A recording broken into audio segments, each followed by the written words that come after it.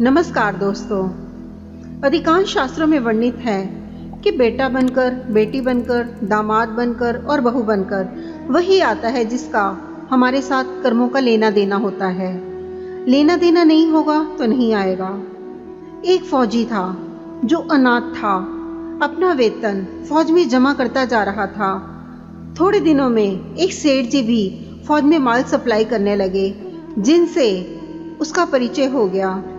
सेठ जी ने कहा, जो तुम्हारे पास पैसा है वह उतने के ही उतने पड़े हैं, तो मुझे दे दो, तो मैं कारोबार में लगा दूं तो पैसे से पैसा बढ़ जाएगा, इसलिए तुम वो मुझे दे दो। फौजी ने सेठ को पैसा दे दिया। सेठ जी ने कारोबार में लगा दिया। कारोबार उनका खूब चमक गया, खूब कमाई होने लगी, कारोबार बढ़ गया। थोड़े ही दिन में युद्ध शुरू हो गया। फौजी घोड़ी पर चढ़कर लड़ने गया। वह जितनी जोर से लगाम खींचे उतनी ही तेज घोड़ी भागे। खींचते खींचते उसके गलफर तक कट गए, लेकिन वो दौड़कर दुश्मनों के गोल में जाकर खड़ी हो गई। दुश्मनों ने वार किया और फौजी मर गया, घोड़ी भी मर गई। अब सेठ जी को मालूम हुआ कि फौजी मर गया, तो सेठ जी बहुत खुश हुए कि उसका कोई वारिस तो है नहीं। अब मेरे पास पैसा भी हो गया, कारोबार भी चमक गया, लेने वाला भी नहीं रहा। तो सेठ जी बहुत खुश हो गए। कुछ ही दिन के बाद सेठ जी के घर में लड़का पैदा हो गया। अब सेठ जी बहुत खुश कि भगवान की बड़ी दया है, खूब पैसा भी हो गया, कारोबार भी हो गया, लड़का भी हो गया, लेने वाला भी मर गया। सेठ जी बहुत खुश। वो लड़का होशियार था, पढ़ने में समझदार था। सेठ जी ने उसे पढ़ाया लिखाया। जब वह पढ़ लिख कर बड़ा हो गया तो सोचा कि अब ये कारोबार संभाल लेगा, चलो अब इसकी शादी कर दें। शादी करते ही घर में आ गई बहू रानी, दुल्हन आ गई। अब उसने सोचा कि चलो बच्चे की शादी हो गई, अब कारोबार संभालेगा। लेकिन कुछ दिन में ही बेटे की तबीयत खराब हो गई। अब सेठ जी डॉक्टर के पास, हकीम के पास, वैद्य के पास दौड़ रहे हैं। वैद्य जी जो भी दे रहे हैं, जो दवा खिला रहे हैं, वो कोई असर नहीं कर रही। बीमारी बढ़ती ही जा रही है, पैसा बर्बाद हो रहा है और बीमारी बढ़ती ही जा रही है। रोग ठीक नहीं हो रहा, पैसा खूब लग रहा है। अब अंत में डॉक्टर ने कह दिया कि लाइलाज मर्ज हो गया है। डॉक्टरों के जवाब देने पर सेठ जी निराश होकर बेटे को लेकर रोते हुए घर आ रहे थे। रास्ते में एक आदमी मिला। कहा, अरे सेठ जी क्या हुआ, बहुत दुखी लग रहे हो। सेठ जी ने कहा, बेटा जवान है, हमने सोचा बुढ़ापे में मदद करेगा, अब ये बीमार हो गया है शादी होते ही। हमने इसके लिए खूब पैसा लगा दिया, जिसने जितना मांगा उतना दिया, लेकिन आज डॉक्टरों ने जवाब दे दिया अब ये नहीं बचेगा, असाध्य रोग हो गया है, अब इसका अंतिम समय है। आदमी ने कहा, अरे सेठ जी तुम क्यों दिल छोड़ रहे हो, मेरे पड़ोस में वैद्य जी दवा देते हैं, 2 आने की पुड़िया खाकर मुर्दा भी उठकर खड़ा हो जाता है, जल्दी से तुम वैद्य जी की दवा ले आओ।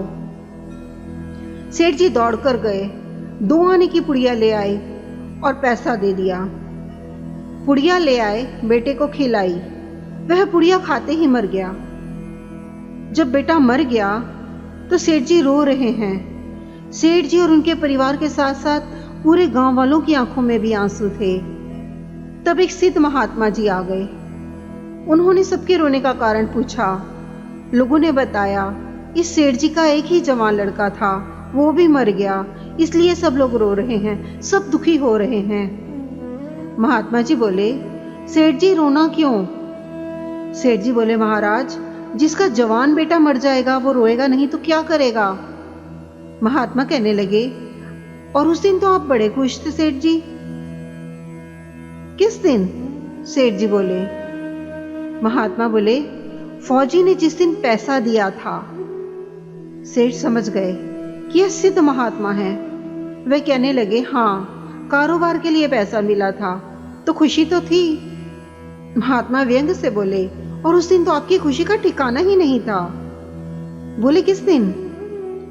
अरे जिस दिन फौजी मर गया। सोचा कि अब तो पैसा भी नहीं देना पड़ेगा, माल बहुत हो गया, कारोबार खूब चमक गया, अब देना भी नहीं पड़ेगा, आप बहुत खुश थे। फिर महात्मा कहने लगे, अरे सेठ जी, वही फौजी पैसा लेने के लिए बेटा बनकर आ गया। पढ़ने में, लिखने में, खाने में, पहनने में और शौक में, श्रृंगार में जितना लगाना था लगाया। शादी ब्याह में सब लग गया और ब्याज दर ब्याज लगाकर डॉक्टरों को दिलवा दिया। अब जब 2 आने पैसे बच गए तो वो भी वैद्य जी को दिलवा दिए और पुड़िया खाकर चल दिया। जब कर्मों का लेना देना पूरा हो गया तो चल दिया।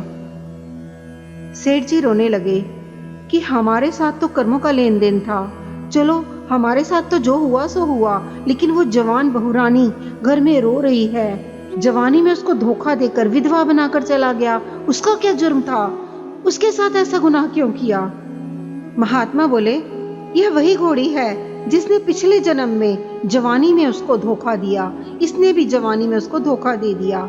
हमारे साथ जिसके जितने कर्मों के लेन देन के संबंध हैं, उतनी देर वे लोग हमारे साथ भावों और व्यवहार का आदान प्रदान करते हैं।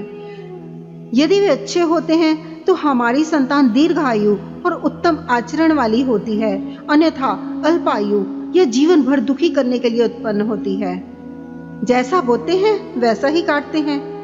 तभी कुछ लोग धनी और साधन संपन्न और कुछ 2 जून की रोटी के लिए तरस जाते हैं। कुछ बच्चे स्वस्थ और वैभव में पलते हैं, यहाँ तक कि पालतू जानवरों को भी बच्चों जैसा लाड प्यार, उत्तम भोजन और आरामदेह बिस्तर और वस्त्र पहनने को मिलते हैं। हाँ, जिनकी आध्यात्मिकता में रुचि होती है, परोपकारी और नम्र स्वभाव के होते हैं, गलत कर्मों से दूर रहने की यथासंभव कोशिश करते हैं, ईश्वर के स्मरण को दिनचर्या में समय देते हैं, ईश्वर की रजा में राजी रहते हैं, उनके पिछले बुरे कर्मों का भुगतान सूली से कांटे के रूप में ईश्वर द्वारा, ईश्वर की कृपा से हो जाता है। यानी 2 किलो का कष्ट 2 ग्राम में भुगतान हो जाता है। सभी भारतीय शास्त्र इन तथ्यों का प्रतिपादन करते हैं। हमें नहीं पता हम पिछले जन्म में कौन से कर्म करके आए हैं। यदि हम पुनर्जन्म में विश्वास करते हैं, अपनी आत्मा का कल्याण चाहते हैं, तो ईश्वर स्मरण को अपनी दिनचर्या में महत्वपूर्ण स्थान देना चाहिए, जिससे हमारे अच्छे कर्म अच्छे रहें, सोच सकारात्मक रहे और हम कष्ट के भागी ना बने। यदि पिछले अधिक नकारात्मक कर्मों के कारण कष्ट झेलना जरूरी भी हो जाए तो उसकी भयावहता ईश्वर कृपा से कम हो जाए। दोस्तों, काफी ज्ञानवर्धक ये कहानी है।